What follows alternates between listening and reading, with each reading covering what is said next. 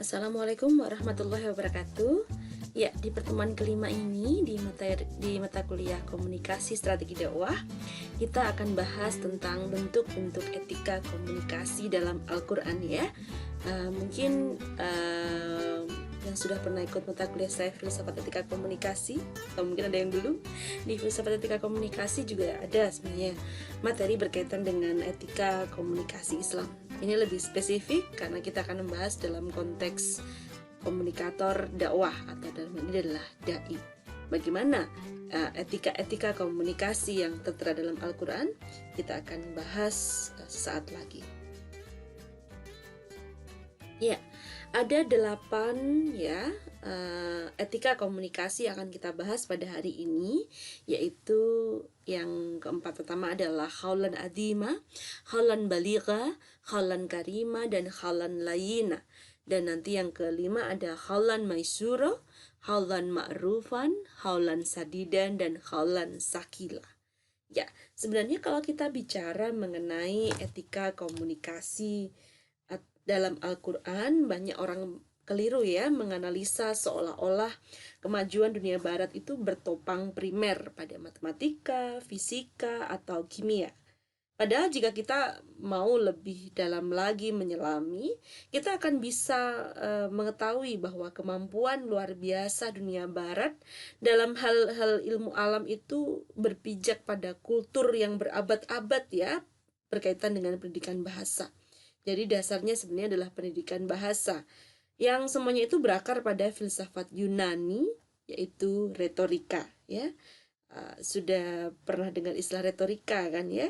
Retorika biasanya dianggap negatif ya, seolah-olah retorika ini sekedar seni propaganda, seni mempengaruhi orang dengan kata-kata yang bagus bunyinya. Sebenarnya arti asli dari retorika ini lebih mendalam gitu ya, yakni berkaitan dengan bakat-bakat tertinggi manusia gitu ya, cita rasa manusia lewat bahasa gitu ya, terkait dengan kemampuan berkomunikasi lewat medan pikiran atau lewat pemikiran manusia gitu ya.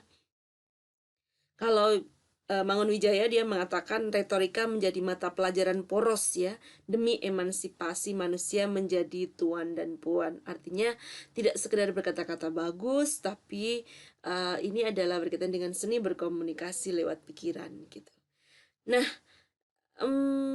sebenarnya tidak berlebihan ya jika kita sebut bahwa retorika ternyata tidak sekedar menjadi sebuah tapi ia juga bisa mengubah sejarah gitu ya. Nah, retorika bisa membinasakan Anda dari posisi budak gitu ya, dan mengangkat Anda menjadi seorang tuan dan puan ya, karena bahasa menunjukkan kelas manusia begitu.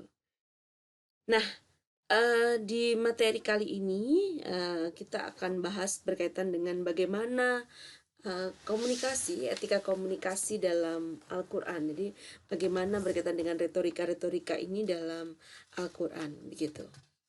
Ya, kalau kita bicara adab dalam berbicara, sebenarnya ada 18 adab ya dalam berbicara. Saya jelaskan secara singkat dulu aja berkaitan dengan 18 adab dalam berbicara ini. Sejatinya 18 adab ini berkaitan dengan yang pertama, hendaknya topik yang dibicarakan berkisar pada hal-hal yang baik dan bermanfaat gitu. Ini adalah prinsip yang pertama dalam berkaitan dengan adab dalam berbicara. Yang kedua, kita harus menghindarkan diri dari pembicaraan yang jelek dan tidak bermanfaat. Kemudian tidak berbohong dalam perkataannya, tidak membicarakan aib orang lain atau menyebarkan isu-isu yang gak baik tentang diri seseorang gitu. Kemudian tidak mencela atau mengejek orang lain, menghindari perselisihan dan perdebatan gitu ya dalam prinsip-prinsip berbicara ini. Kemudian tidak menyebarkan berita bohong, tidak menyebarkan gosip kepada orang lain, tidak bersikap arogan, sombong atau angkuh ketika Anda berbicara. Tidak boleh menguasai dan memonopoli pembicaraan dalam sebuah forum. Kemudian Anda juga perlu untuk memberikan kesempatan pada orang lain untuk berbicara begitu. Tidak boleh mengeraskan suara dalam percakapan kepada orang lain sehingga akan menimbulkan kegaduhan atau kebisingan. Kemudian jika ingin meluruskan sebuah kesalahan, hendaknya dilakukan dengan cara yang baik ya, bijak dan tidak menjatuhkan orang lain. Agar apa? Agar mudah dicerna dan dipahami ya, dan tidak dicampur adukan dengan pembicaraan yang lain. Kemudian menempatkan pembicaraan sesuai dengan situasi dan kondisi. Berbicara dengan tenang agar mudah dicerna dan dipahami oleh pendengar dan tidak mencampur adukan dengan pembicaraan yang lain. Jadi fokus begitu. Tidak membanggakan diri dan menonjolkan kepandaian di hadapan lawan bicara. Ini tantangannya. Kadang-kadang orang ingin terlihat lebih hebat begitu. Agar tidak berbicara tentang sesuatu yang tidak dimengerti. Ini berkaitan dengan bagaimana kita berbicara dengan bahasa kaum kita. Tidak terlalu banyak berbicara sehingga membuat bosan bagi pendengar.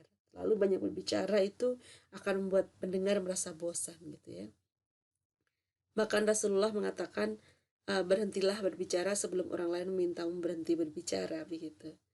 Nah, kemudian kalau dalam Al-Qur'an sendiri kita akan mulai dari khaulan adima ya. Nah, dalam berkomunikasi kita tidak boleh mengucapkan kata-kata yang mengandung kebohongan atau tuduhan yang tidak berdasar. Ini menjadi sebuah hal yang penting sekali ketika nanti Anda akan membuat produk komunikasi dakwah. Hindari menyampaikan sesuatu yang tidak ada tuduhan yang berdasar atau mengandung kebohongan. Dasarnya adalah di Al-Isra ayat 40 yang disebutkan bahwa maka apakah patut Tuhan memilihkan bagimu anak-anak laki-laki sedangkan dia sendiri mengambil anak-anak perempuan di antara para malaikat? Sesungguhnya kamu benar-benar mengucapkan kata-kata yang besar atau besar dosanya begitu. Jadi makna dari ayat ini adalah melukiskan bahwa dalam komunikasi kita tidak boleh mengucapkan kata-kata yang mengandung kebohongan atau tuduhan yang sama sekali tidak berdasar. Karena pada hakikatnya ucapan-ucapan yang tidak berdasar itu sangat dibenci oleh Allah. Jadi ketika berbicara harus menyampaikan apa dasar ilmu ketika Anda berbicara. Ya, ini Al-Isra ayat 40. Prinsip berikutnya yaitu khaulan baliga. Khaulan baliga adalah perkataan yang membekas di jiwa atau lekat dengan prinsip komunikasi efektif ya. Pakar-pakar komunikasi mengatakan khaulan baliga ini dekat dengan definisi dari prinsip komunikasi efektif. Komunikasi efektif ini hanya terjadi jika komunikator menyerap sinar dan kemahamuliaan dan kemahatauan Allah. Ini kalau kita kaitkan dengan ilmu komunikasi, ini berkaitan dengan konsep trust, worthiness, and expertness. Begitu. Dalam bahasa Arab sebenarnya kata baligha ini diartikan sebagai sampai atau mengenai sasaran atau tepat sasaran gitu ya. Nah, ada yang mengatakan juga sebagai perkataan yang membekas jiwa, khaulan baligha. Kalau lebih jauh lagi dalam proses komunikasi, khaulan baligha ini dipahami sebagai prinsip komunikasi yang efektif. Nah, apa indikasi dari prinsip komunikasi yang efektif atau dakwah yang efektif? Yaitu yang pertama adalah jika dakwah dapat memberikan pengertian kepada mat'u tentang apa yang dakwahkan, itu berarti komunikasinya efektif. Kemudian jika mat'u merasa terhibur dengan dakwah yang diterima dan bisa mengubah mat'u, bahkan bisa memancing respon masyarakat berupa tindakan, ini adalah dakwah yang efektif. Not only how to communicate, but also how we change mat'u's behavior, begitu ya. Jika mat'u merasa terhibur, dakwah juga diharapkan bisa berhasil meningkatkan hubungan baik ya antara dai dan mat'u. Ini adalah beberapa indikasi yang menjadi dasar bahwa beginilah dakwah yang efektif itu. Pada dasarnya, khaulan baligha ini harus menyesuaikan antara frame of reference dan field of experience ya. Dasarnya di Quran surat Ibrahim ayat 4 gitu ya. Khaulan baligha terjadi jika komunikator menyesuaikan pembicaraannya dengan sifat khalayak gitu ya. Bagaimana menyesuaikan dengan sifat khalayak gitu ya. Ini berkaitan dengan kita berbicara dengan bahasa kaum begitu ya. Kemudian yang kedua, Halan baliga terjadi jika komunikator menyentuh khalayaknya pada hati dan otaknya sekaligus gitu ya. Nah, ya, dasar bahwa halan baliga ini harus menyesuaikan antara frame of reference dan field of experience itu adalah di Ibrahim ayat 4. Di situ dikatakan bahwa tidak kami utus seorang rasul kecuali ia harus menjelaskan dengan bahasa kaumnya. Ini yang dimaksud dengan menjelaskan dengan bahasa kaumnya. Untuk apa? Untuk menyesuaikan antara frame of reference dan field of experience dari mat'u kita. Begitu. Penting sekali. Jadi tergantung nanti segmentasi Anda siapa gitu ya. Jadi halan baliga ini mengajarkan bagi para dai untuk bisa berbicara dengan bahasa kaum. Prinsip berikutnya adalah khaulan karima. Khaulan karima adalah perkataan yang mulia. Nah, ini nanti mungkin akan overlap dengan definisi yang lain, tapi khaulan karima ini konteksnya untuk mat'u ya. Mat'u yang lebih tua. Pendekatan yang dilakukan adalah yang sifatnya santun dan lembut. Nah, ini seperti di Al-Isra ayat 32 ya. Dan Tuhanmu telah memerintahkan supaya kamu jangan menyembah selain Dia, dan hendaklah kamu berbuat baik pada ibu bapakmu dengan sebaik-baiknya. Jika salah seorang di antara keduanya atau kedua-duanya sampai berumur lanjut dalam pemeliharaanmu, maka sekali-kali janganlah kamu mengatakan perkataan dan janganlah kamu membentak mereka, dan ucapkanlah kepada mereka perkataan yang mulia. Nah, ini konteksnya adalah untuk mat'u yang lebih tua. Jika ini kita tarik dalam prinsip komunikasi, maka pendekatan yang dilakukan dalam dakwah dengan prinsip halan karima ini adalah kita berdakwah dengan sifat yang santun dan lembut ketika misalnya mat'u kita adalah mat'u yang lebih tua begitu. Kemudian ada prinsip halan layina ya, konteksnya ini untuk penguasa. Hampir sama dengan halan karima, yaitu berkataan yang lembah lembut, tapi ini konteksnya untuk penguasa atau pemimpin ya. Ini berkaitan dengan dakwah Nabi Musa ya untuk Fir'aun begitu. Intinya adalah bersikap lembut dan penuh kebijaksanaan di Al-Imran ayat 109 begitu ya. Halan layina dasarnya itu. Maka disebabkan rahmat Allah lah kamu berlaku lemah lembut terhadap mereka. Sekiranya kamu bersikap keras lagi, berhati kasar, tentulah mereka menjauhkan diri dari sekelilingmu. Ini konteksnya ketika kita berdakwah pada pemimpin atau penguasa begitu. Jadi tadi pada mat'u pun juga harus bersikap santun dan lembut. Pada penguasa juga kita bersikap yang lemah lembut agar memudahkan hati penguasa untuk bisa lunak dan memahami apa yang kita dakwahkan. Begitu. Baik, kita lanjut ke prinsip berikutnya yaitu haulan maisuro. Maisuro artinya mudah ya.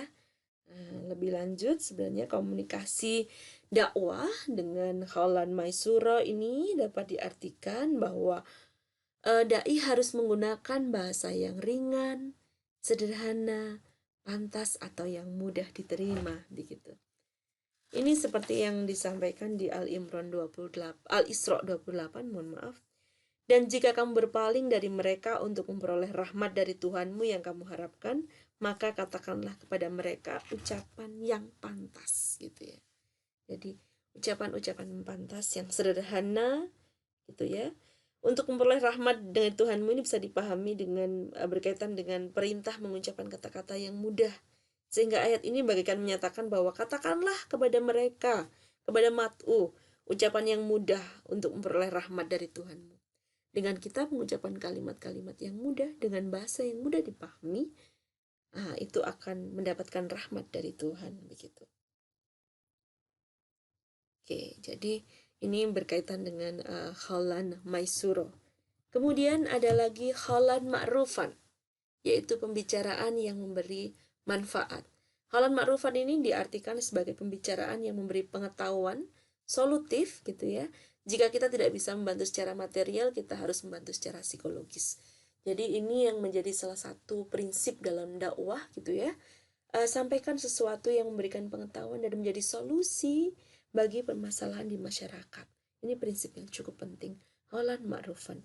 Dasarnya di Al-Baqarah 235, An-Nisa ayat 5 dan An-Nisa ayat 8 gitu. Ya. Ini berkaitan gitu, Al-Baqarah 235, ayat itu secara mutlak melarang pria, ini dasarnya begitu ya. Melarang pria mengucapkan sesuatu kepada wanita yang sedang menjalani masa iddah gitu ya. Kalau ingin mengucapkannya, ucapkan kata-kata yang ma'ruf, sopan, serta terhormat gitu. Sesuai dengan tuntunan agama gitu ya. Dalam ayat itu juga terkandung beberapa pengertian, yaitu rayuan halus terhadap seseorang perempuan yang ingin dipinang untuk dijadikan sebagai istri begitu. Nah, jika dikaji, ini merupakan salah satu bentuk etika komunikasi dalam menyikapi sebuah perasaan atau hati yang digambarkan dengan perumpamaan wanita. Ini adalah berkaitan dengan kita berbicara sesuatu yang bermanfaat, yang solutif begitu ya. Nah, ketika kita tidak bisa memberikan bantuan secara material, kita harus membantu secara psikologis, jangan sampai kita menyakiti. Ini adalah khaulan ma'rufan, yaitu pembicaraan yang memberi manfaat. Dasar lainnya ada di An-Nisa ayat 5 dan An-Nisa ayat 8 begitu. Prinsip berikutnya yaitu khaulan sadidan gitu ya. Khaulan sadidan ini bisa dimaknai sebagai pembicaraan yang benar, jujur ya, bukan jujur, mohon maaf salah ketik. Jujur, kemudian lurus, tidak berbelit-belit dan berkaitan dengan kritik yang membangun. Dalam dakwah, kita wajib hukumnya membicarakan sesuatu yang benar. Gitu ya.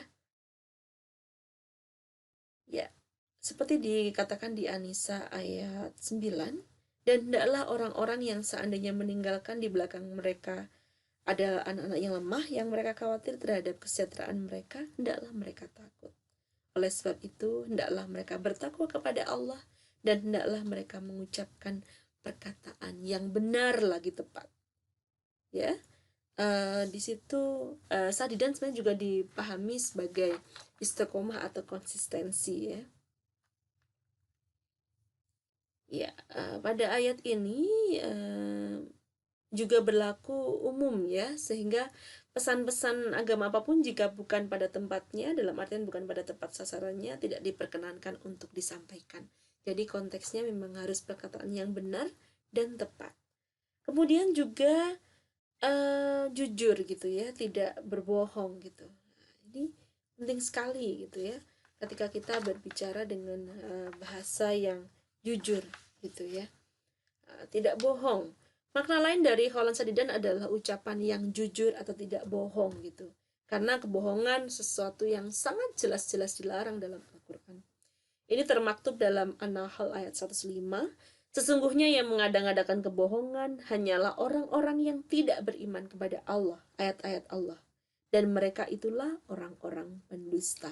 Nah, itu dicap, diancam sebagai seorang pendusta jika Anda mengada-ngadakan kebohongan atau berbohong. Jauhi dusta, ini sesuai dengan hadis Nabi ya.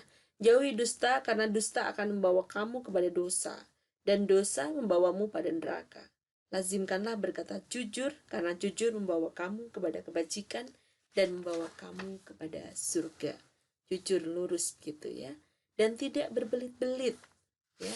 Ini juga berkaitan dengan kritik yang membangun gitu ya. Nah, artinya ketika kita menyampaikan dakwah, khaulan sadidan ini dipahami sebagai ketika kita boleh kok dalam berdakwah itu kita mengkritik seseorang atau mengkritik sebuah fenomena masyarakat, tapi jangan lupa kritik yang kita sampaikan gitu ya harus kritik yang mengandung solusi atau kritik yang membangun, bukan kritik yang membabi buta begitu ya. Kritik yang membangun penting sekali dalam khaulan sadidan ini. Kemudian prinsip yang terakhir adalah khaulan sakila. Ya, sakila ini maknanya berat atau mantap. Komunikator dalam menyampaikan dakwahnya haruslah berat dan mantap ya. Sakila artinya berat. Artinya mengandung kebenaran, tidak ada unsur keraguan di dalamnya. Ya. Seperti di Al-Muzammil ya ayat 5, sesungguhnya kami akan menurunkan kepadamu perkataan yang berat.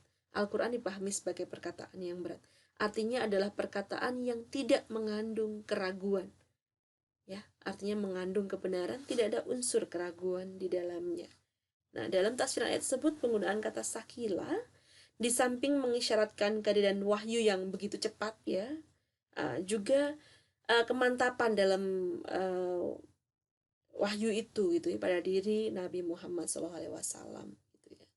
Wahyu akan diterima dalam keadaan berat gitu ya. Kita tahu bahwa ketika Rasulullah mendapatkan menerima wahyu, keringat beliau bercucuran gitu ya, walau di musim dingin yang sangat menyengat.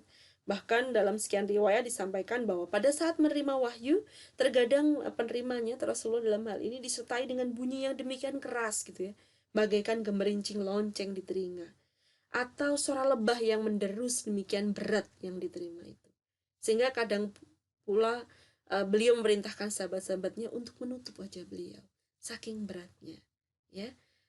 Dalam konteks lain ada juga yang memahami kata berat ini sebagai gambaran tentang kandungan wahyu yang akan diterima, bukan semata keadaan beliau ketika menerimanya. Menurut para penafsir ini, beratnya kandungan Al-Quran karena Al-Quran merupakan kalam ilahi yang maha agung, dan karena Al-Quran mengandung petunjuk-petunjuk yang menuntut kesungguhan, ketabahan, dan kesabaran dalam melaksanakannya. Jadi berat ini juga dipahami sebagai, kalau dalam penafsiran komunikasi, berat ini artinya adalah mantap ya, sehingga tidak ada unsur keraguan di dalamnya. Begitu juga dai atau komunikator dakwah ketika menyampaikan ilmunya. Ya, dalam menyampaikan dakwahnya, kata-kata yang diucapkan harus mantap sehingga tidak ada unsur keraguan. Ini prinsip yang cukup penting yang ini harus Anda terapkan ketika nanti Anda membuat sebuah produk komunikasi dakwah, begitu ya. Baik, demikian penjelasan saya hari ini berkaitan dengan materi bentuk etika komunikasi dalam Al-Quran. Kita akan ketemu di kelas kimik dan kita akan diskusikan kira-kira apa mungkin yang belum jelas ya, yang perlu kita diskusikan ulang. Terima kasih, semoga bermanfaat sedikit yang saya sampaikan hari ini. Assalamualaikum warahmatullahi wabarakatuh.